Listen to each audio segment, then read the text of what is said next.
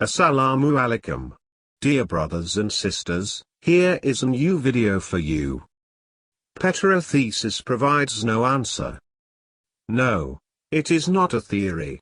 Only a thesis that cannot answer to its antitheses. Ponder over these antithetical questions. Do you have any replies? Question number 1.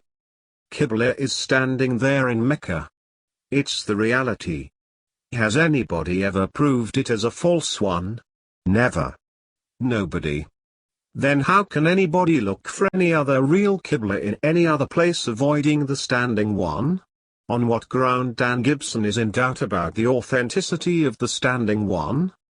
No ground. Question number 2. The Kaaba is the prime shrine of the Muslims. No Muslim ever doubted in its genuineness. Muslims of all ages take it as their one and unique shrine. Who are the non-Muslims to doubt or challenge their faith? What authority or ground of logic do they have to challenge? Does the Kaaba anyhow relate itself with these challenges? No. Question number 3. Islamic history is full of evidences that many non-Muslims tried to destroy the Kaaba in the past but failed. Is not the Petra-Thesis another chapter of that serial attacks on the Kaaba? How can the pioneers of the thesis prove the innocence of themselves in this matter? Have not they broken the general principles of ethical values and the international laws of not interfering in the affairs of others' religion? Question number 4. Whenever the pioneers of Petra-Thesis are challenged, they simply reply that they are searching for truth about Islam. Cynical smile shines on their lips when they say it. But the question jumps up, what makes them sure that Islam is dying under any falsehood and that they can play the role of its savior by finding the truth about it? Who has invited them to save Islam in which they do not even believe? Why are they so much interested in Islam to which they are always found hostile? What about the other religions? Do they similarly search for truths about those? No.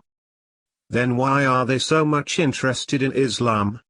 What makes them single out this religion for uttering too many kinds of nonsense about it? Hatred or love?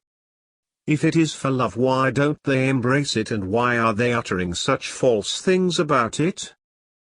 Question number 5. The pioneers of the Petra-Thesis failed to prove anything of their thesis. Still their fans retort every now and then, prove them wrong if you can. Very silly challenge. The Kaaba is standing there before our eyes as the greatest proof of the real Kaaba. They have not proved it wrong or false. How can there be another site for the same and single Kaaba? Why shall we prove them wrong? How can anybody prove a shameless naked man as a naked man if he repeatedly denies his nakedness and go without wearing any clothes? How can such a game of madness end unless the madman is treated and becomes a sound man? Question number 6. The Petra-Thesis does not answer to the question, how could the Zamzam reach Mecca, if it were not originally there? Is it transferable from one place to another? No. Still they lament that Zamzam was there in Petra. Well, where has that Petra Zamzam vanished? Can they find another Zamzam of the same quality and of the same capacity anywhere in the whole world, except that one in Mecca? No. Then why are they whining about Petra?